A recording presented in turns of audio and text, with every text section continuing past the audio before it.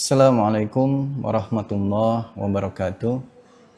Alhamdulillah wassalatu wassalamu ala Rasulillah wala haula wala quwata illa billah. Pemirsa yang dirahmati Allah Subhanahu wa taala, kita bersyukur kepada Allah, memuji atas segala karunia dan nikmat yang diberikan kepada kita, sehingga pada hari yang berbahagia ini kita masih diberikan oleh Allah Subhanahu wa taala nikmat-nikmat yang begitu banyak. Dari nikmat keimanan yang dengannya kita berpuasa karena Allah, dan juga nikmat kesempatan, nikmat kesehatan, sehingga semua ibadah menjadi lancar. Tentu sangat besar karunia Allah kepada kita semua. Dan kita bersyukur kepada Allah dengan mengucapkan alhamdulillah maupun dengan melakukan ketaatan kepada Allah Subhanahu wa taala. Pada kesempatan yang berbahagia ini, pemirsa yang dirahmati Allah Subhanahu wa taala, kami akan menyampaikan suatu tema dalam syiar Ramadan kali ini, yaitu 2 pemberi syafaat di Yaumil Mahsyar atau di Padang Mahsyar. Jamaah hadirin yang dimuliakan Allah, bahwasanya hari kiamat itu adalah hal yang pasti dan kita beriman kepadanya. Dan termasuk dari keimanan kita, dari rukun iman yang 6, di antara keimanan itu adalah iman kepada hari akhir atau hari kebangkitan. Dan hari kebangkitan ini atau hari ketika kita di padang mahsyar itu terjadi tatkala kita nanti setelah mati, kita akan dibangkitkan oleh Allah Subhanahu wa taala. Hal ini sangat jelas disebutkan Allah Subhanahu wa taala dalam Al-Qur'an di surah Al-Waqiah ayat ke-4 sampai ke-6. Allah Subhanahu wa taala berfirman, "Idza rujjatil ardu rajja wa bussatil jibalu bassa fakanat haba'an mumbassa." Dan apabila, kata Allah, apabila bumi digoncangkan dengan sedahsyat-dahsyatnya dan gunung-gunung diluluh lantakkan sehancur-hancurnya, maka jadilah ia debu yang berterbangan. Ini peristiwa ketika hari kiamat. Dan ketika itu orang yang hidup di dunia pun akan mati dengan tiupan sangkakala yang pertama. Lalu setelah manusia mati, alam semesta hancur, tibalah dengan namanya hari kebangkitan atau kita dihidupkan kembali oleh Allah SWT di hari kiamat tersebut. Dan kita dibangkitkan dalam keadaan yang bermacam-macam. Ada yang Allah SWT bangkitkan dengan kondisi yang memprihatinkan, yang sangat mengerikan. Bahkan ada yang Allah SWT bangkitkan dengan kondisi yang baik rupanya. Namun semua itu setelah kita hancur, jasad kita hancur, kita dibangkitkan. Dan hal ini juga sesuai dengan firman Allah Subhanahu wa taala, bahwasanya orang-orang kafir, orang yang tidak beriman itu menyangka tidak ada pembangkitan. Ya, kita tahu orang-orang selain Islam, orang yang beragama selain Islam itu tidak percaya dengan adanya hari kebangkitan atau hari perhitungan, hari ketika dihitungnya amal-amal, ditimbangnya amal-amal. Padahal Allah Subhanahu wa taala menyebutkan dalam Al-Qur'an, za'amal ladzina kafaru alla yub'atsu. Orang-orang kafir mengatakan bahwa mereka sekali-kali tidak akan dibangkitkan. Lalu Allah katakan, "Qul bala wa rabbi la tub'atsunna summa la tunabba'unna bima amiltum wa dzalika 'alallahi yasir." Dalam surah At-Taghabun ayat ke-7.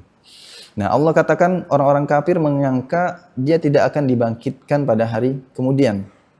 Maka Allah bilang, katakanlah, benar, demi Tuhanku, kamu akan dibangkitkan dan akan diberitakan kepadamu apa yang telah kamu kerjakan. Akan diperlihatkan nanti apa yang telah kita lakukan. Wa dzalika 'alallahi yasir. Itu semua sangat mudah bagi Allah. Dan kebangkitan ini, para pemirsa yang dirahmati Allah Subhanahu wa taala, disebutkan juga oleh Rasulullah Sallallahu Alaihi Wasallam dalam hadis yang diriwayatkan oleh Abu Hurairah radhiyallahu an, di mana Rasulullah Shallallahu alaihi wasallam bersabda, "Ma baina nafakhataini arba'un." Kata Rasulullah, sesungguhnya antara tiupan pertama dengan tiupan sangkakala yang kedua itu lamanya 40. Lalu Abu Hurairah berkata, "Apakah 40 hari ya Rasulullah?" Rasulullah mengatakan, "Apa itu? Saya tidak bisa menjelaskannya." Lalu ditanya, "Apakah 40 bulan?" Maka Rasul mengatakan, "Apa itu? Saya juga tidak bisa menjelaskannya." "Apakah 40 tahun?" kata Abu Hurairah. Maka Rasulullah mengatakan lagi, "Apa itu? Saya juga tidak bisa menjelaskan, memastikannya." Maka Rasulullah mengatakan lagi, "Summa yunzilullahu minas sama'i ma." Maka ketika tiupan yang kedua itu, Allah Subhanahu wa taala menurunkan hujan. Nah, dari hujan itu kata Rasulullah SAW, "Payambutuna kama yambutul baqalu laisa minal insani syai'un illa yabla." Dan dari air hujan itu lalu masuk ke tanah, dan disitulah tulang-tulang itu akan disatukan kembali. Tulang-tulang kita yang sudah meninggal dunia, yang hancur itu akan bangkit, tumbuh kembali, menyatu kembali. Dan tidak ada satupun tulang pasti akan tumbuh sebagaimana tanaman itu tumbuh, kata Rasulullah Shallallahu alaihi wasallam.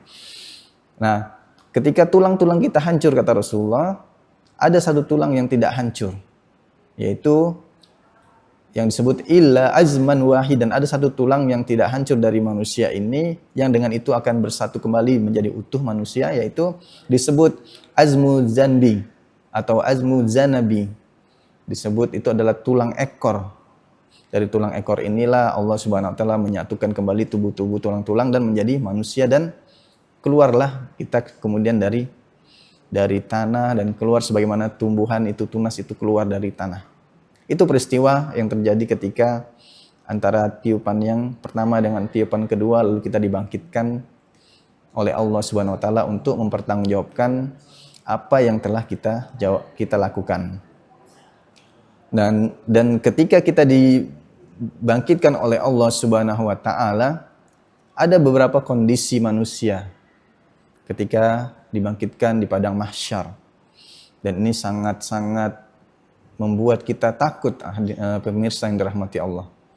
Takut bagaimana ngerinya kondisi di padang mahsyar di hari kiamat itu ketika Allah Subhanahu wa taala membangkitkan kita. Jadi manusia dibangkitkan dengan sesuai keadaan amal-amalnya. Ada yang Allah Subhanahu wa taala bangkitkan dengan wajah yang tanpa tulang.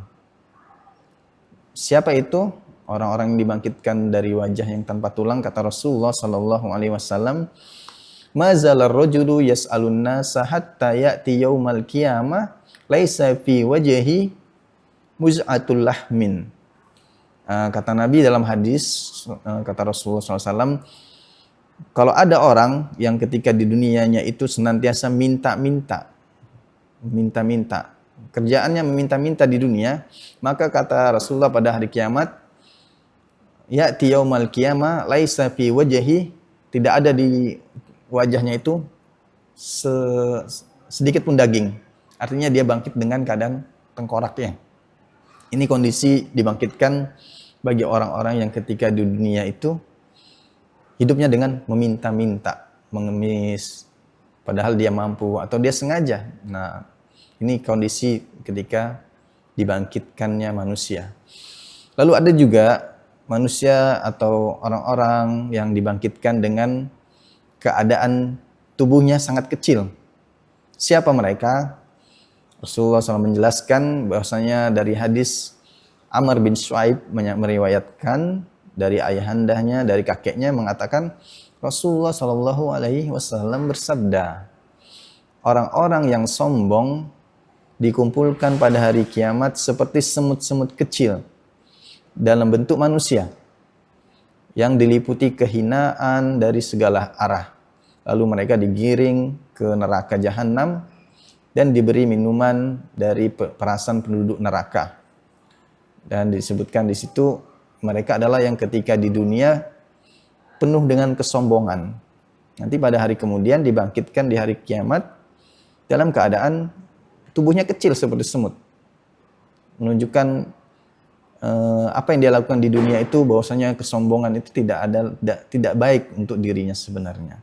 Jadi untuk apa kita hidup di dunia dengan penuh kesombongan, dengan penuh merasa diri hebat, maka nanti di hari kemudian dibangkitkan dengan keadaan demikian. Lalu jamaah para pemirsa yang dirahmati Allah Subhanahu wa taala, ada juga orang-orang yang dibangkitkan dengan keadaan berdiri berjalan sempoyongan, ya. Itu sesuai firman Allah Subhanahu wa taala, mereka adalah para pelaku riba. Para pelaku riba yang memakan harta riba atau melakukan transaksi riba dan tidak bertobat kepada Allah, ini nanti dibangkitkan oleh Allah dalam keadaan sempoyongan. Hal ini sesuai firman Allah Subhanahu wa taala, yaitu kata Allah dalam Al-Qur'an surah Al-Baqarah ayat 275, allazina ya'kuluna riba la yakumuna illa kama yakumul lazi yatakhabbathu syaitanu minal mas.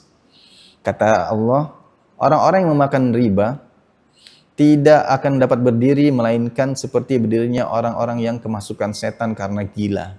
Artinya begitulah kondisi ketika dia dibangkitkan nanti di hari kiamat. Nah, kemudian ketika kita nanti dibangkitkan dengan berbagai macam kondisi sesuai amal ibadah kita, maka setelah itu kita dibangkitkan baik orang-orang yang ada di awal kehidupan dari zamannya Nabi Adam sampai zaman manusia yang terakhir nanti, itu Allah Subhanahu wa taala kumpulkan semua. Bayangkan di padang mahsyar, di suatu tempat yang disebutkan dalam Al-Quran, yauma tubaddalul ardu ghairal ardi was samawat. Ketika bumi diganti dengan bumi yang lain, langit yang lain. Tapi tetap dikumpulkan semua di situ, manusia yang pertama sampai manusia yang terakhir. Sangat banyak ya manusia yang akan berkumpul pada hari kiamat di padang mahsyar. Bahkan Allah Subhanahu wa taala telah mengingatkan kita dalam Al-Qur'an, "Qul innal awwalina wal akhirin la majma'una ila miqati yaumin ma'lum." Bahwasanya katakanlah, sesungguhnya orang-orang yang terdahulu, yang lebih pertama di bumi ini, dan orang-orang yang datang terakhir, yang hidup terakhir, benar-benar akan dikumpulkan di waktu yang telah diketahui, yaitu hari kiamat. Jadi tak seorang pun di antara manusia ini pasti akan bangkit dan dikumpulkan. Allah Subhanahu wa taala Maha berkuasa untuk mengumpulkan semuanya itu. Bahkan mungkin ada yang mengatakan sebagaimana orang-orang yang tidak beriman itu, mereka sampai memusnahkan dirinya atau menenggelamkan dirinya. Yang penting dia tidak diketahui di mana tempatnya, tetap Allah akan datangkan dia. Kata Allah dalam Al-Quran, aina ma takunu ya'ti bikumullahu jami'an. Dimanapun kamu, ketika kamu meninggal dunia dalam keadaan bagaimanapun, dalam keadaan sisa debu kah, atau dalam keadaan terpotong-potong di mana, itu akan Allah datangkan, Allah Subhanahu wa taala akan mendatangkan, mengumpulkan semua. Aina ma takunu ya'ti bikumullahu jami'an.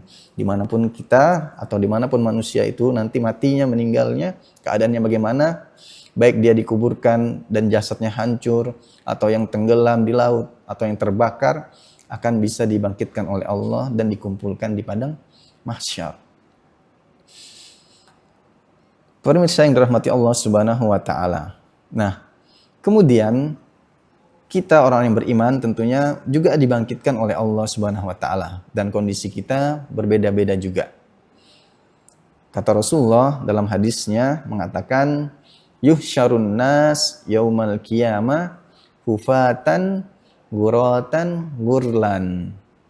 Artinya kata Rasulullah, manusia akan dibangkitkan pada hari kiamat, dikumpulkan pada hari kiamat dalam keadaan hufatan, tidak beralas kaki, telanjang kaki yang tidak beralas kaki, uratan, tidak berpakaian, dan gurlan, tidak dikhitan. Ya, dibangkitkan kita dalam keadaan demikian. Ya, kita bayangkan dibangkitkan oleh Allah dari tidak ada jadi sisa tulang-tulang lalu jadi utuh kembali menjadi daging dan menjadi manusia kembali, tapi dalam keadaan dibangkitkan itu nanti berkumpul dalam hufatan, tidak beralas kaki, tidak berpakaian, dan tidak dikhitan. Bagaimana kondisi seperti itu? Apakah nanti kita akan saling melihat satu sama lain, kamu tidak memakai baju misalnya? Maka hal ini pernah ditanyakan oleh Ibunda Aisyah radhiyallahu anha, mengatakan, "Ya Rasulullah, bagaimana kita dibangkitkan dalam keadaan tidak berpakaian sehingga mereka bisa saling melihat satu sama lain?" Maka Rasulullah mengatakan bahkan peristiwa demi hari itu lebih mengerikan daripada hanya sekedar melihat satu sama lain. Jadi tidak ada lagi kita terpikir untuk melihat auratnya seseorang, kan tidak berpakaian.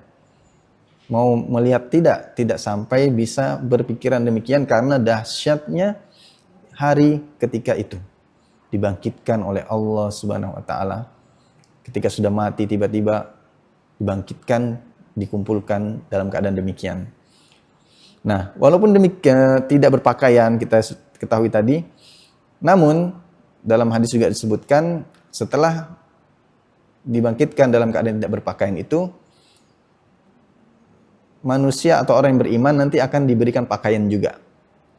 Diberikan pakaian. Hal ini dari hadis Rasulullah SAW, di mana manusia yang pertama akan diberi pakaian pada hari kiamat itu adalah Nabi Ibrahim alaihissalam, yang mana Rasulullah mengatakan, "Inna awwala man yuksa yaumal qiyamah Ibrahim." Artinya sesungguhnya orang pertama yang diberi pakaian pada hari kiamat itu adalah Nabi Ibrahim. Nah, setelah itu diberikan juga pakaian, orang-orang yang beriman pun diberikan pakaian. Lalu bagaimana pakaian yang akan digunakan nanti di hari kemudian itu? Disebutkan dalam hadis Nabi sallallahu alaihi wasallam, "Al-mayyitu yub'atsu fi siyabihi allati yamutu fiha." Mayat, kata Rasulullah, itu ketika orang sudah meninggal disebut mayat. Mayat itu akan dibangkitkan pada hari kiamat dengan memakai pakaian yang dia pakai ketika dia meninggal dunia. Artinya pakaiannya orang yang meninggal dunia adalah kain kafan. Maka dengan itulah nanti kita akan dipakaikan pakaian kita di hari kemudian. Hal ini pernah terjadi ketika zamannya sahabat Mu'adz bin Jabal. Senada dengan hadis tadi disebutkan, Mu'adz bin Jabal mengatakan ketika dia menguburkan jenazah ibunya, ketika mau dikuburkan diberikan kain kafan.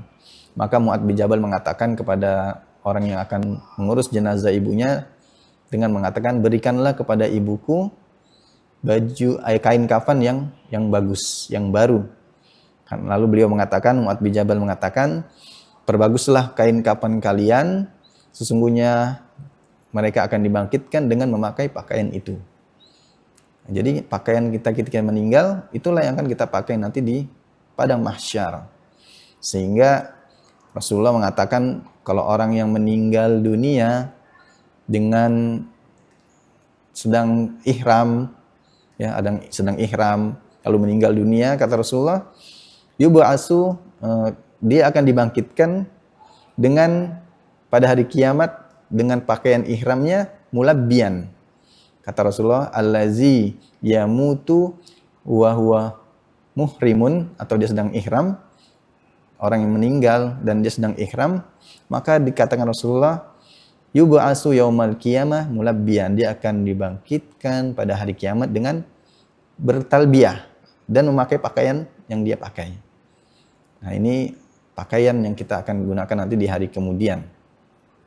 Begitu juga kondisi ketika dibangkitkannya orang yang mati syahid, orang yang berjuang di jalan Allah, kemudian syahid, mereka juga akan dibangkitkan dengan seperti itu. Dalam hadis disebutkan Rasulullah Shallallahu Alaihi Wasallam bersabda, wasyahidu yub'asu yaumal qiyamah wajarhu yab'as wajarhu yas'ab. Artinya orang yang mati meninggal dunia syahid di hari kemudian akan bangkit dengan luka yang yas'ab. Lukanya itu masih mengalir darah. Masih mengalir darah. Launuhu laudam, launuhu launuddam, artinya warnanya warna darah memang. Tapi warihu rihul almisk. Tapi wanginya, darahnya tuh wangi aroma misk atau wangian sangat wangi sekali. Jadi itulah keadaan ketika kita akan dibangkitkan di padang mahsyar. Kaum muslimin yang dimuliakan Allah Subhanahu wa taala, ketika kita mengetahui kondisi kita nanti dibangkitkan dalam keadaan demikian, dalam keadaan yang susah, dalam keadaan yang mengerikan, apalagi jarak, ya, kita ketahui dalam hadis disebutkan jarak matahari ketika hari kiamat di padang mahsyar itu adalah jarak 1 mil. Hal ini sebagaimana disebutkan oleh Abu Sa'id Al-Khudri, bahwasanya dalam hadis disebutkan jarak antara matahari, Rasulullah mengatakan bahwa jarak antara matahari dengan manusia atau dengan makhluk yang dibangkitkan di hari kiamat itu adalah 1 mil. Lalu dikatakan dalam hadis, apakah mil itu jarak 1 mil atau jarak alat celak mata? Karena alat celak mata juga dikatakan mil. Jadi 1 mil. Maka disebutkan oleh para ulama kita, tidak peduli bagaimana 1 mil, apakah jarak satu pandangan ke arah mata memandang 1 mil, atau jarak 1 mil ketika kita mengukurnya dengan alat, atau dengan alat celak mata yang disebut mil juga. Maka kata ulama kita, tidak peduli seberapa mil yang dimaksud, tapi yang pasti jarak 1 mil itu sangat dekat. Bayangkan saja, ya, kita dengan matahari sekarang ada di dunia ini bukan 1 mil, tapi jaraknya sangat jauh dengan matahari. Tapi panasnya sangat-sangat panas. Bagaimana dengan kondisi ketika kita dibangkitkan di hari kemudian dan matahari itu memang jaraknya dekat sekali. Tentu hal sangat menyiksa dan sangat berat. Bahkan disebutkan orang-orang itu akan tersiksa dengan keringatnya sesuai dengan amal-amal ibadah di dunia. Mungkin kita tahu bahwasanya ada orang yang amal ibadahnya baik, bagaimana kondisinya dengan keringatnya, maka tidak sebanyak orang yang tidak taat kepada Allah, orang yang suka bermaksiat misalnya, berbuat dosa, maka tentu dia akan tersiksa dengan keringatnya yang ada di akhirat kelak. Hal ini Rasulullah pernah mengatakan, tudna asyamsu yaumal qiyamah minal khalqi. Matahari pada hari kiamat didekatkan dengan makhluk. Hatta takunu minhum miqdarul mil. Sehingga jaraknya hanya 1 mil. Maka Sulaiman bin Amir mengatakan, demi Allah, fawallahi, demi Allah, ma adri, saya tidak tahu apa yang dimaksud dengan mil itu. Tapi apakah dia jarak antara kita ketika kita di bumi atau jarak yang kita sebut tadi celak mata? Yang jelas dia sangat dekat. Kemudian Rasulullah mengatakan, fayakunun nas ala qadri a'malihim. Nah, jadi manusia, kata Rasulullah, di hari kemudian itu dengan jarak matahari yang 1 mil itu, maka keadaan manusia itu kadarnya sesuai dengan amal-amalnya. Bagaimana qadri amalihim? Apakah dengan amalnya yang baik itu menjadikan dia dengan keringatnya sedikit? Bahkan ada disebutkan faminhum man yakunu ila ka'bain, ya. Ila ka'baihi, artinya matahari yang dekatnya itu membuat dia berkeringat, dan keringatnya itu sebanyak sebetisnya saja.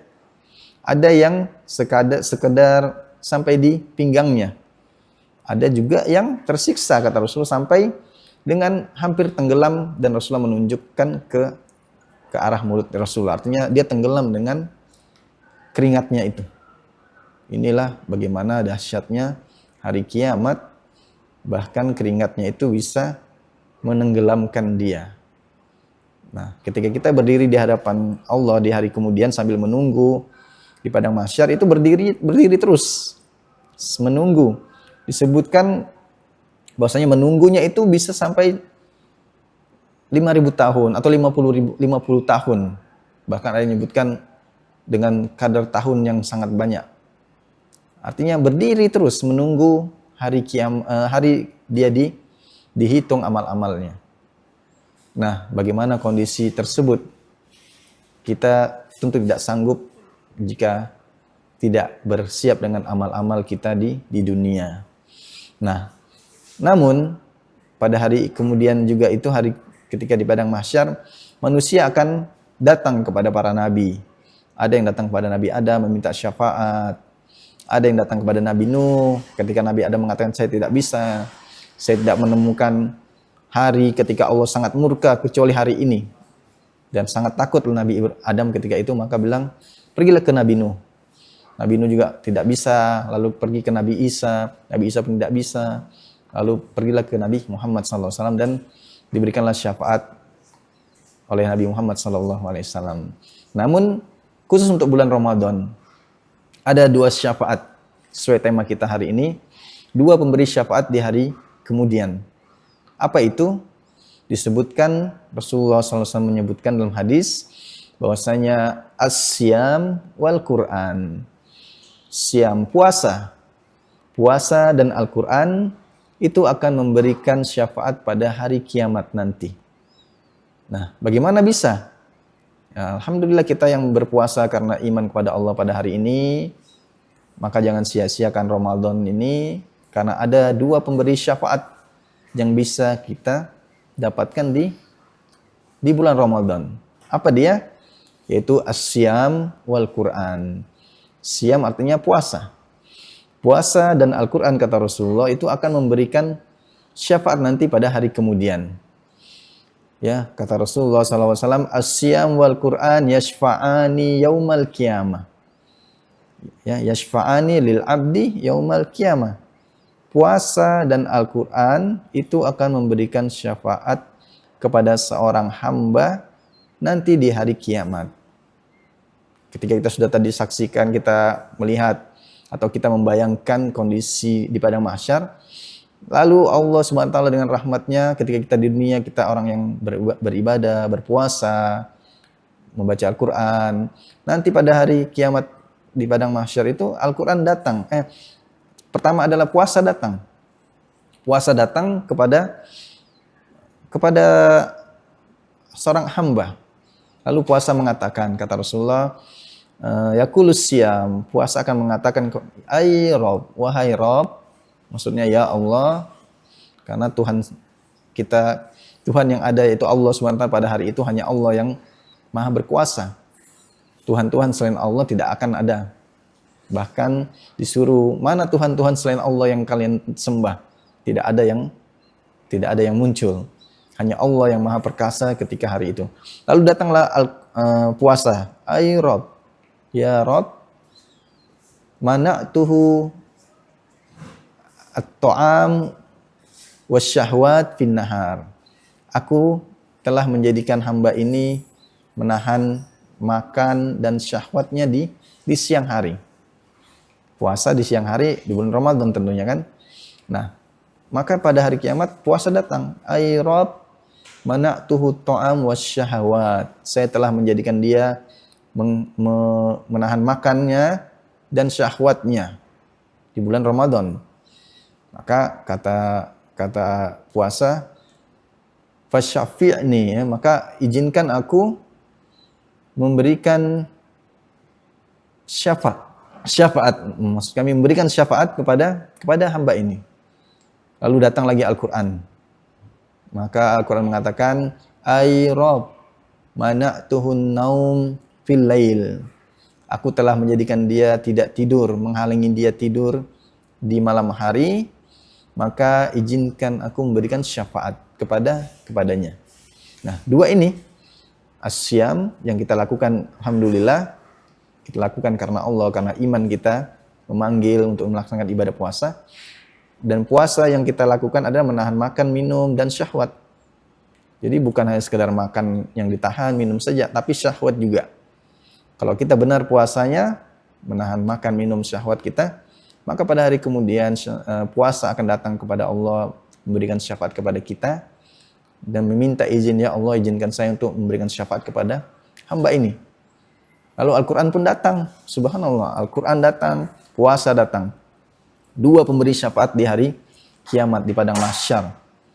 Maka Al-Quran mengatakan, saya telah menghalangi dia dari tidur di malam hari, izinkan saya memberikan syafaat. Maka Allah Subhanahu wa taala mengatakan, Rasulullah mengatakan, fa'an. Maka keduanya ini memberikan syafaat diizinkan oleh Allah Subhanahu wa taala. Subhanallah. Puasa yang kita lakukan ini tidak sia-sia. Dia akan memberikan syafaat kepada kita. Selagi kita masih ada di dunia, kita masih hidup, mari kita berpuasa di bulan suci Ramadan ini dengan sebenar-benar puasa. Semoga kelak benar-benar datang untuk memberi syafaat kepada kita. Dan Al-Quran yang kita baca di bulan Ramadan, semoga benar-benar datang juga menjadikan kita mendapatkan syafaat keduanya, yaitu Al-Quran dan puasa. Semoga Allah Subhanahu wa taala menerima amal-amal ibadah kita. Setelah kita tahu bagaimana keadaan di hari kemudian, semua amal-amal ibadah akan diperlihatkan, dan datanglah puasa dan Quran ini untuk memberikan syafaat kepada kita. Sungguh indah ketika hari itu kita diizinkan oleh Allah mendapatkan syafaat dari puasa dan Al-Quran. Mari kita berpuasa dengan sebaik-baiknya, menjalankannya karena keimanan kepada Allah Subhanahu wa taala dan mengharapkan pahala dari Allah Subhanahu wa taala. Pemirsa yang dirahmati Allah Subhanahu wa taala, demikian yang bisa kami sampaikan pada kesempatan Syiar Ramadan pada hari ini. Semoga Allah Subhanahu wa taala memberikan taufik kepada kita untuk kita bisa menjalankan ibadah dengan sebaik-baiknya, dan Allah menerima ibadah kita di bulan Ramadan ini. Allahumma taqabbal minna, ya Allah terimalah siyamana, puasa kami, wa qiraatana, dan bacaan Quran kami, dan semua amal-amal ibadah kami. Demikian yang bisa kami sampaikan. Jika ada benar datang dari Allah Subhanahu wa taala, jika ada salah maka dari kelemahan dan kurangnya ilmu kami mohon ampun pada Allah Subhanahu wa taala, dan semoga Allah Subhanahu wa taala senantiasa memberikan kita rahmat-Nya. Wallahu taala a'lam. Subhanakallahumma wa bihamdika asyhadu an la ilaha illa anta wa astaghfiruka wa atubu ilaik. Wa akhiru da'wana anil hamdulillahi rabbil alamin. Wassalamualaikum warahmatullahi wabarakatuh.